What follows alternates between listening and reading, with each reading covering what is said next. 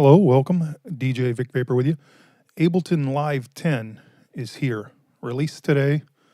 And if you haven't already gone ahead and purchased your copy, just jump over to abletonlive.com and grab it if that's something that you're interested in. So hopefully you've clicked here and you've already got your copy or you're thinking about it.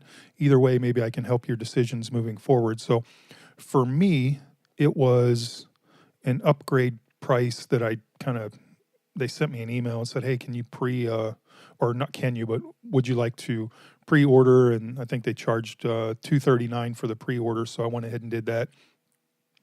And to be honest with you, considerably expensive. I mean, I'm not a millionaire. You know, I work hard just like all the rest of you guys and do the 9 to 5 and the 40, 45, 50 hours a week and grind it out. So in my daytime job, in my Clark Kent or Bruce Wayne daytime job, I do banking. So I'm a numbers guy, sit in front of the computer all day, working numbers out.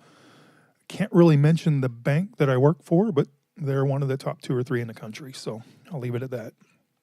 But banking is the 9 to 5 gig. And sometimes I get to work from home and sometimes I got to go into the office, which is just a cube and 4 walls. But we're not really here to talk about what goes on in the day-to-day.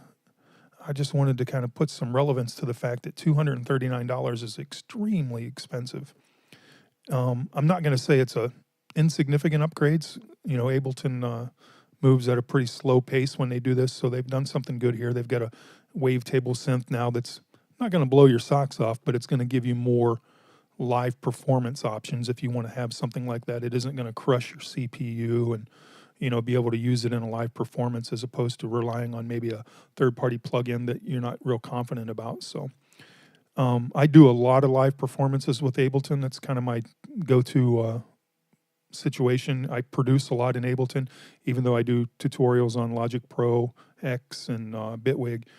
My main horse to ride on is definitely Ableton. I've been with it and working with it and familiar with it since 2003. So there isn't too many things about Ableton that catch me off guard. Every day I learn one small nuance or one cool little new detail, but for the most part, if I want to sound or I want to design something, I know right where to go. So if you look at the pricing, $239 compared to Logic Pro 10 or X that just came out for free, that was a just huge upgrade.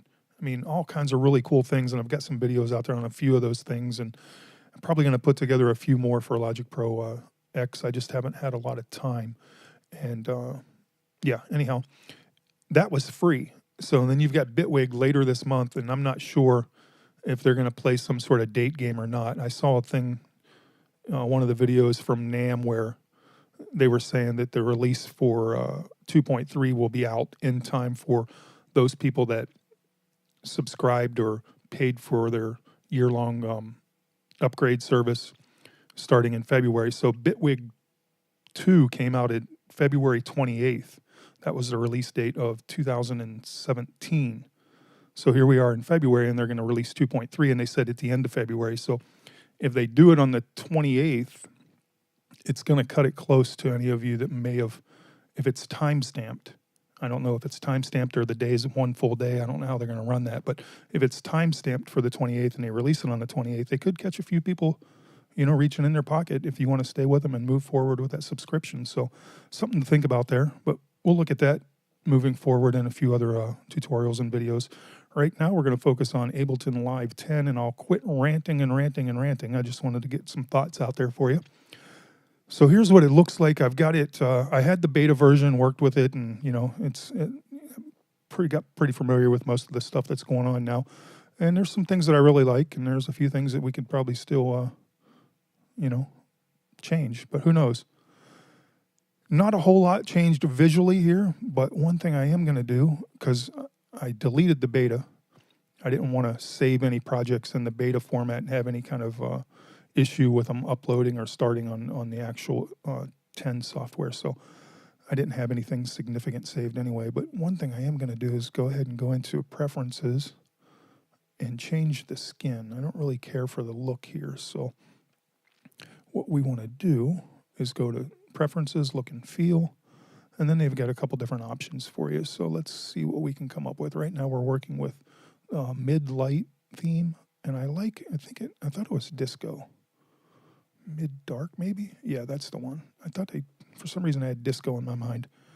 But mid-dark, this is my favorite one visually for me. It works well for my screen. Everybody has probably their own choices, but things just pop a little clearer, and I probably don't have the best eyesight because I'm always in front of the computer. Usually I'm wearing some sort of glasses or reading focalization tools.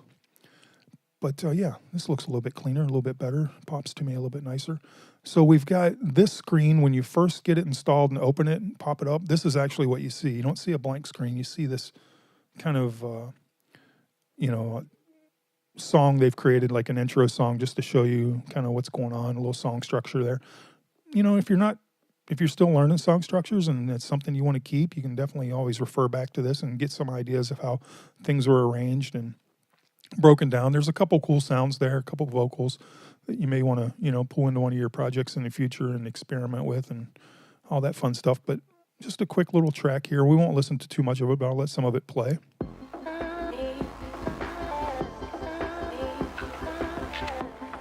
Basically, I think what they're doing here for us is showing us some of the features, like the synth, the wavetable synth here is part of the bass.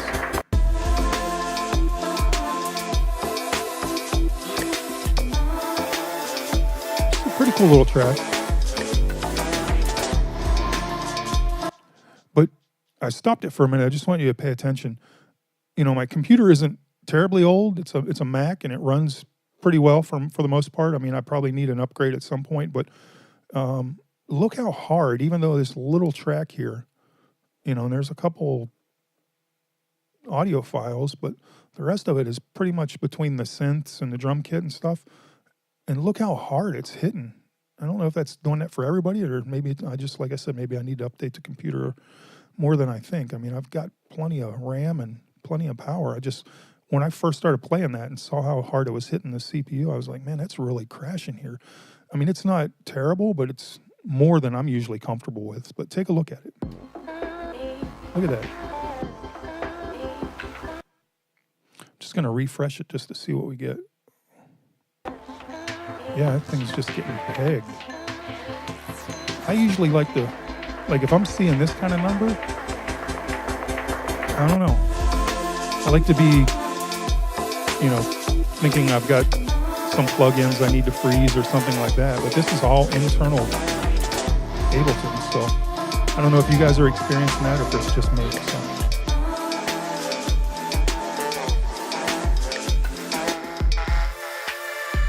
So anyhow, they give you this nice little track here, and then you've got this contextual table over here. We can take a look at what's new. So what's new in Live 10, and I know there's probably 205 million freaking videos out there about what's new and all the features and exploring it, but I'm just kind of showing you what it looks like when you first pop it open, and then I'll move forward into some more advanced tutorial stuff. Ableton for me, like I said, I've been with it since 2003. I could probably put together a beginner's course, with my eyes closed, but there's so many of them out there that there's nothing new that I could really talk about or teach you that someone else hasn't already covered, so I don't see the point. I'd rather show you stuff that's more advanced within Ableton moving forward, but let's see what's new. So welcome to Ableton Live 10 Suite. This lesson, excuse me. Let me get a little drink of water here. My throat's starting to crack open on me. Apologize for that, but you guys can read here what's new in Ableton Live 10. It tells you about what this lesson is and what it's introducing to you.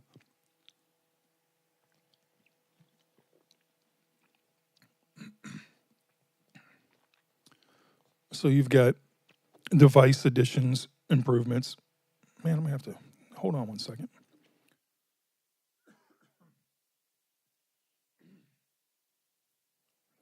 Hopefully I've cleared that up a little bit.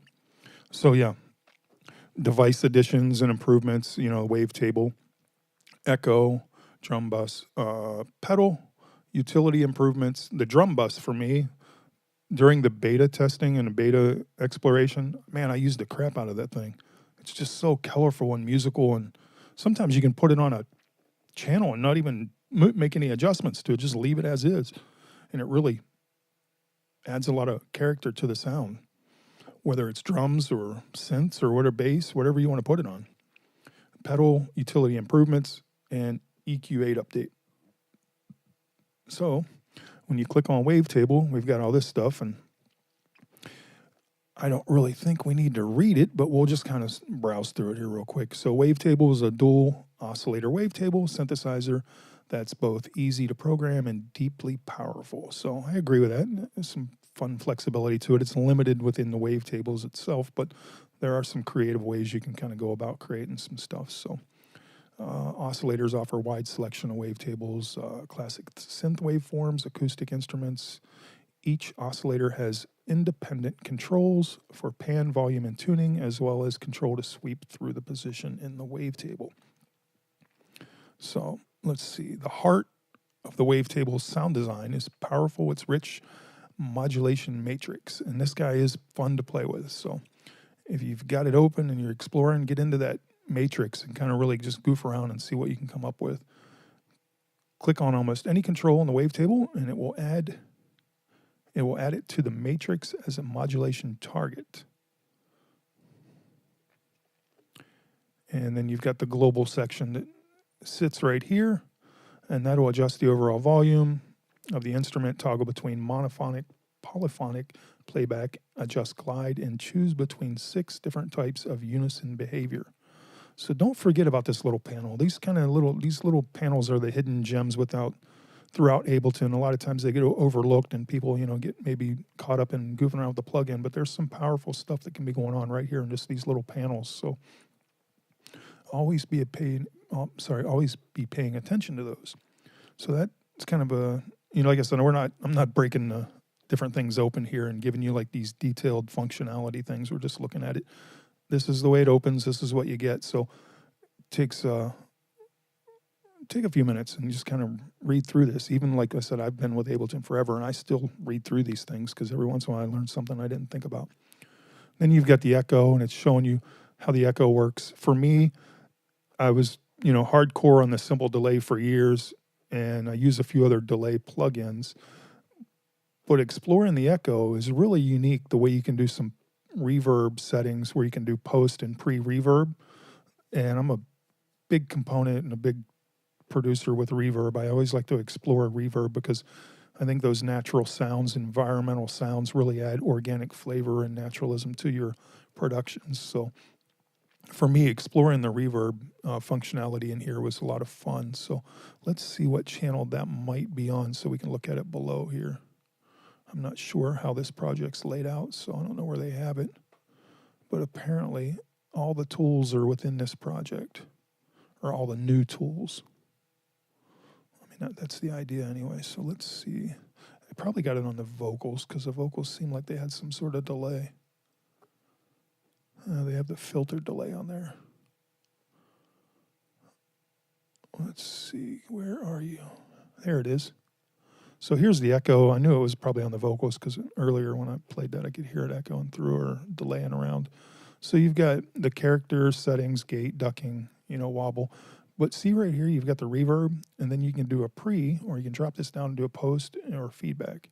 But this reverb is something fun to play with. So if you haven't done that, or if you haven't messed around with it too much, then you can give it a little shape here and stuff like that. So this, for me, was where I had a lot of fun messing around with this guy. So just something to think about. And of course, they've given you, a basic rundown here of different ways to manipulate the sound and shape the sound and things like that. So again, I'm not going to go into a lot of detail here, but you've got gate, signals that are below a threshold will be muted. Ducking, the level of the delayed signal will be reduced when input signal exceeds threshold. And then you've got noise, adds noise to the signal.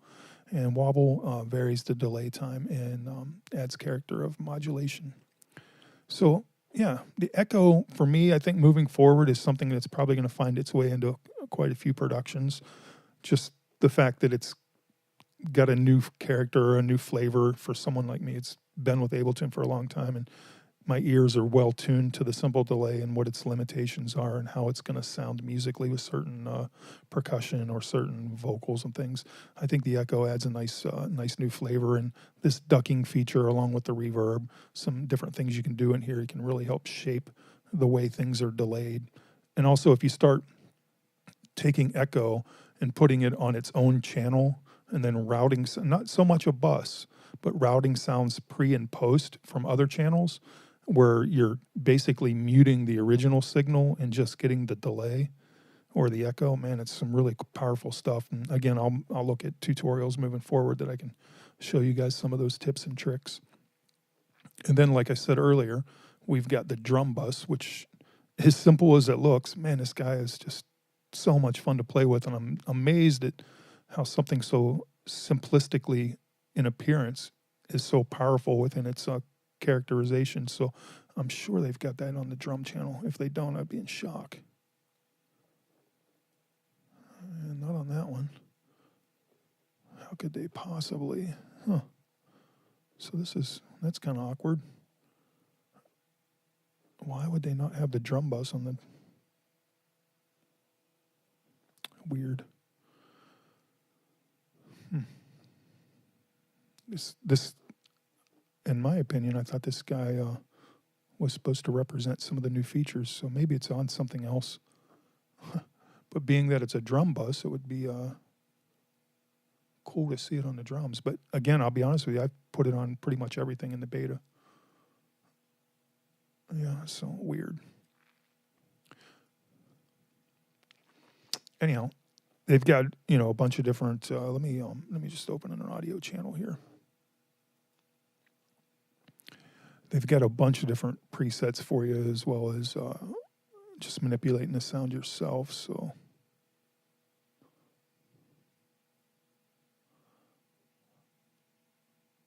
there we go. Kind of lost my bearings there. I was like, hey, where is it? All right, so drum bus. And it's this guy right here. Again, I'm not going to break these down too much.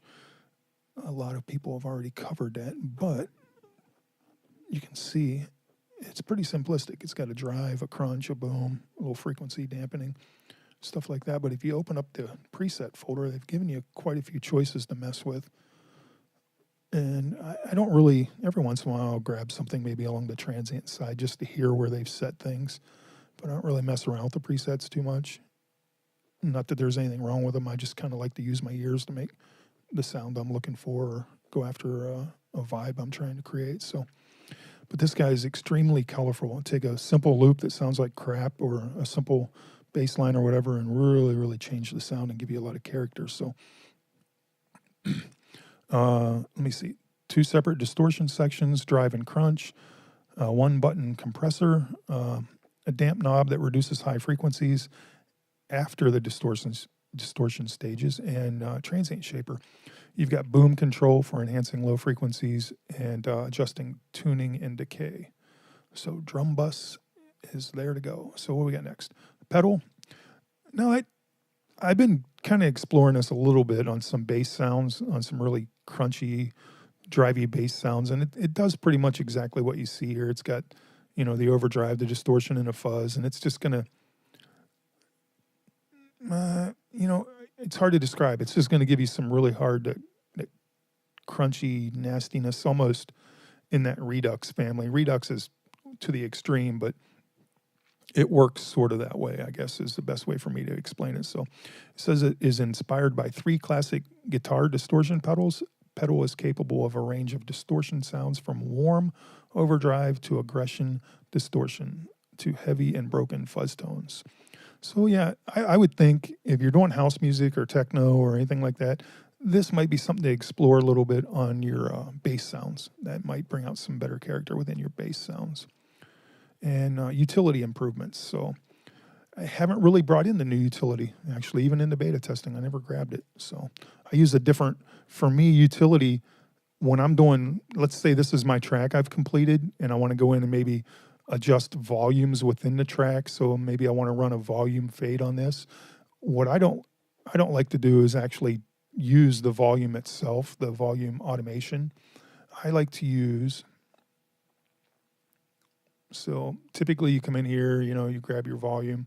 Oh, there it is. It's all automated. But see, once you've done that, now you're going to have to go back in and micromanage that if you want to increase the overall volume or change anything. So for me, utility, what am I going there for? Utility would be something I would put on at the end of the track here, and now that becomes what I want to,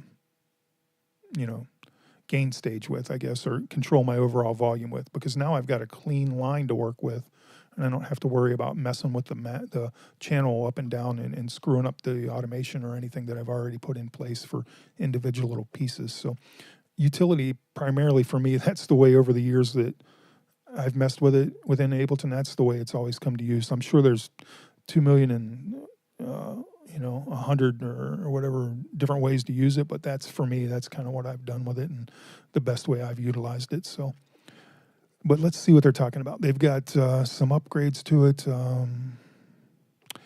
Gain control can now be adjusted from infinity to plus 35. I don't remember what it was before. Like I said, I don't mess with it enough to know. I can't remember. Maybe it was like, I don't know, 20 or something. Who knows? Left and right phase buttons now invert the signal at utilities input rather than its output. That's kind of cool. A bass mono section allows you to convert frequencies below an adjusted point to mono with an adjustable crossover control. Again, I've never explored enough with it to actually know about all those other cool little details it does. It's always just been like an external volume control for me. Not really too much going on with it. So what do we got left? That was utility. EQ8. EQ8 can now boost or cut low frequencies down to 10 hertz, which is really cool. It had some limitations previously. Let's see what channel they may or may not have this guy on. Here it is. And I think we can just full screen this guy, or not full screen, but put it on the big screen here. So what's it saying? It can now boost or cut frequencies down to 10 hertz. Well, this one's turned off. But yeah, there you go, 10 hertz. I don't remember what it was before. Huh. Oh, well. Anyhow, just nice to know, I guess. Pretty simple update to that, but apparently people were asking for it enough that it became something they wanted to accomplish. So I know I typically would just use like a fab filter or another EQ if I wanted to cut like that. So maybe I'll explore a little bit more what's going on with that. New features and refinements. Capture. Live 10 introduces a new way of not thinking about MIDI recording. Now Live is listening to MIDI input and armed or input monitoring tracks. With your capture, you never have to worry about losing an experiment. So you can do stuff now, like especially with push, like if I'm exploring like a vibe or a groove and I've played it, even though maybe I didn't record it or whatever, or put it into a situation where I thought I was going to keep it, I can go back and find that performance without having to worry about that it's been deleted or anything like that. So really, really cool feature there. And it's nice because there are a lot of times within push where I'm just trying to bang out a little bass rhythm or something, and I capture one I like, and I'm like, man, I didn't hit the record, or I didn't set that up right. Now I can just kind of go back and find it without having to worry too much. It just stores it briefly within your project there. So probably not explaining that in the best way, but again, there's probably a million tutorials out there to give you more detail on it, but you get the idea. Multi-clip editing. And again, now you can kind of combine different tracks and, and edit clips together here. So I think if we do this and this, up to 8 MIDI clips can be viewed simultaneously.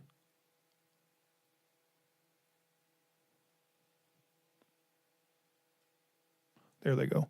I just had to highlight them both, but you can see one here and one here. So you've got multiple clips in here with their viewing points, which is nice because now you don't have to, go in and keep individually editing. You can kind of see if you want to edit around other notes, you can see the general layout of both clips. So within the multi-clip view, click a clip's notes or its loop bar, select this clip for editing. So you can see the loop bar down here or the notes right there. As you hover over them with your mouse, they highlight for you to select them. So If multiple clips of different lengths are selected, the editor will show as many loop iterations as are necessary for the clip realignment. So pretty cool.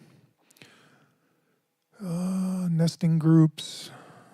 So is it the groups within groups? Group tracks can now be created or moved within other group tracks. There's no limit to the number of group tracks. So there's no limit to the number of group tracks, but group tracks count as a track. And I think the overall limit within Ableton is like 220 or something. I'd have to do a quick forum search on that, or maybe a manual search. I can't remember. It's over 200 or 200 something. But group tracks themselves count as a track. So if you're grouping within groups, you're not just minimizing the number of tracks and being able to add more. But to be honest with you, I've done a lot of projects. I think for the most part, I mean, it varies. Every producer's a little different. I would say I could probably do most of my tracks within that 40 track range. Sometimes I get close to 45 or 50, but that's if I'm adding a lot of little atmospheric hits and things like that. That'll just be tracks with one little blip sound on it. But you know, you get in that 40 track range, you've probably got enough noise going on that your track should be sufficient. So I'm not, maybe if you're doing movies or doing, you know, big soundtracks or something, 200 tracks are necessary, but I can't even imagine my computer trying to hang on to 200 tracks and really give me any kind of quality out of that. All right, so arrangement, editing, improvements, and this looks like a lot. So command, it's some different shortcut deals here, and you know, these are something you guys can kind of go over and explore. I don't know how you use shortcuts within Ableton yourself currently, but I've got a couple that I go to all the time, and you guys can go explore in here and look at the different shortcuts. I'm not going to sit here and read that word for word. So automation improvements. So you've got a little bit better fade control here. Click fades are now always available directly on the clip if the track is tall enough. So let's make it taller. Maybe. Let's close that guy and close that guy, and let's find a different one. Let's see if this guy works for us. Unless, let me see something here. All right, so I think this one's... That's audio. So it wants to be taller. Oh, I think there you go.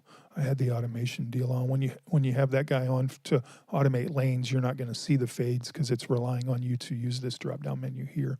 So I took the automation back off, and then you got your little fade points up here. You can see them. And let's see what happens. So we've got a pretty tall track. So let's see what happens when they go away. How skinny does it need to be? Still there. And now they're gone. So somewhere in this range here, they go away. And then they come back. So yeah, I guess it's all about the track height to actually identify where those are. So and then you've got some breakpoints. Automation segments can be moved horizontally. Values, the shift modifier is no longer required for moving over automation segments past existing breakpoints. So yeah, a couple nice little workflow features they've added into this. Fade start, fade out, you know, the handle and things like that. There are a couple things about grabbing it that are different now that I noticed when I was messing around. I was like, hey, what? I'm trying to grab this and it wants to goof around and not do what I want. You used to be able to just kind of go anywhere, but like down here now, you can't grab this corner and pull out the loop. You have to kind of go up top and then mess with it if you want it that way. So it disappears when you go near the bottom a little bit. Not a big deal though. Just you get used to certain things and then they're gone, but certainly didn't slow down my ability to perform or work well. Where were we? Navigation, automation, navigation. Arrangement view, detail view, simpler, and sampler. Holding command while scrolling will zoom the mouse's pointer. The detail View now zooms to show selected time arrangements, pressing Z, and different shortcuts and keyboards. So we're getting into a lot of shortcut and keyboard strokes and things like that. Mixing improvements. What did they do for us here? A number of small improvements making mixing easier. Control-click command can switch each track's pan control to a split stereo pan. Control-click command can switch. I don't think I messed with that in beta. Control command. Well, let's see here.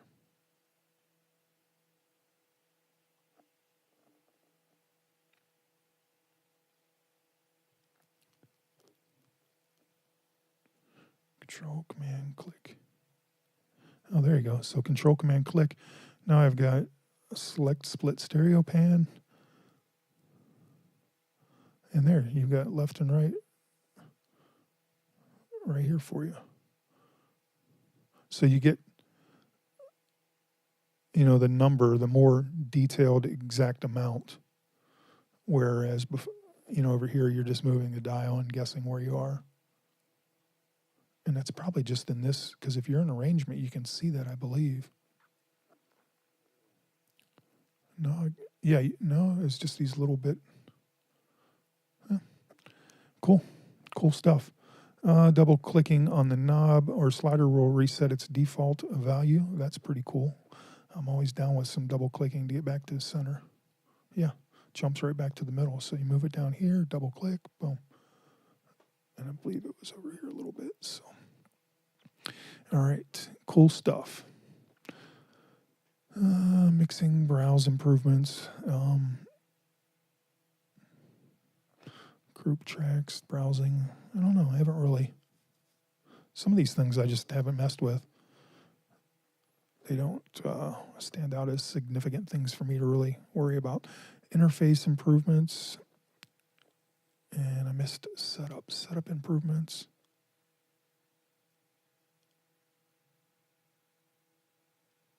It's now possible to provide custom names for input and output channels. That is kind of cool because when you're dealing with those big drop-down menus and, a shit ton of different input and output things you go on, depending on your audio card and audio interface, it's nice to have specific names assigned to them. If you've got 3 mics in a room or a guitar mic or drums or whatever it is you're trying to do, it's nice to have specific name assignments so I can see where that's pretty cool.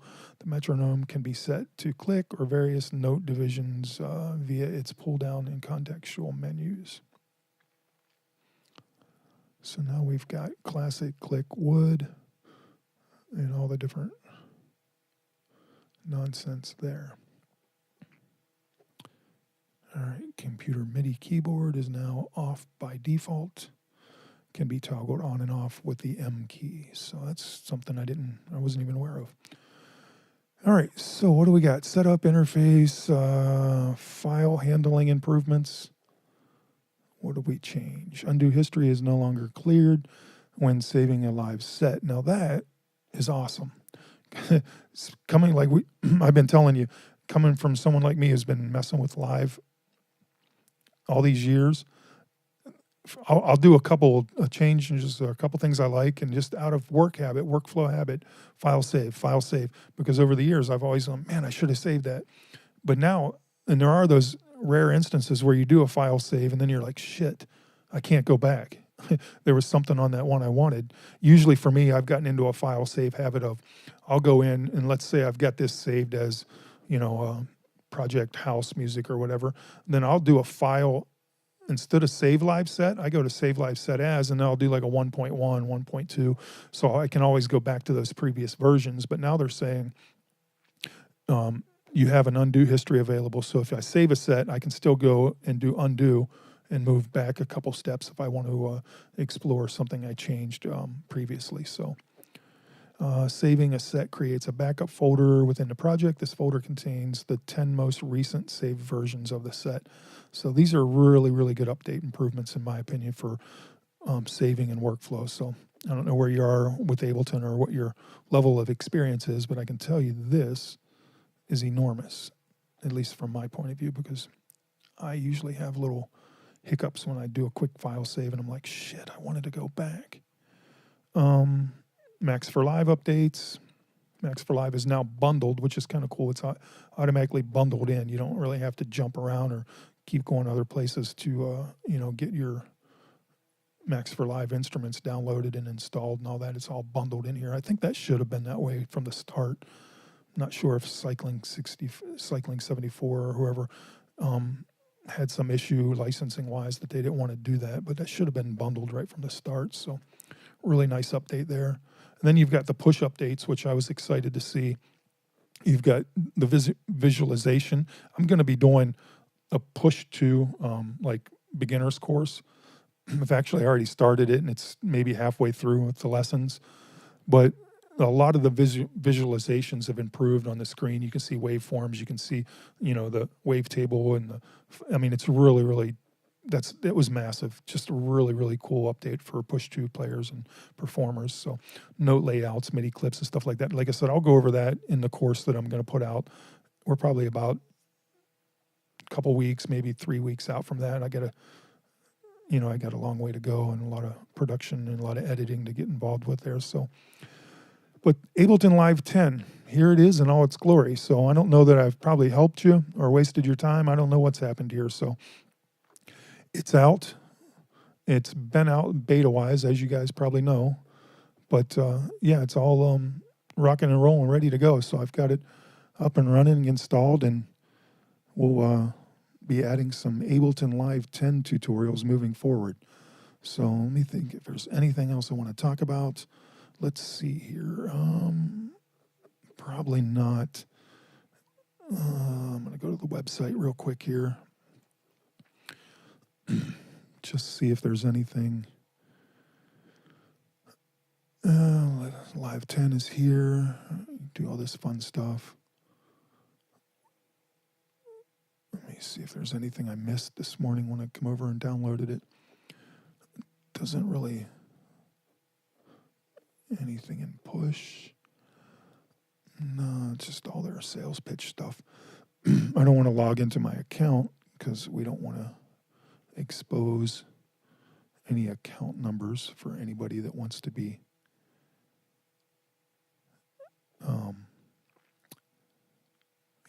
anyhow, you get the idea.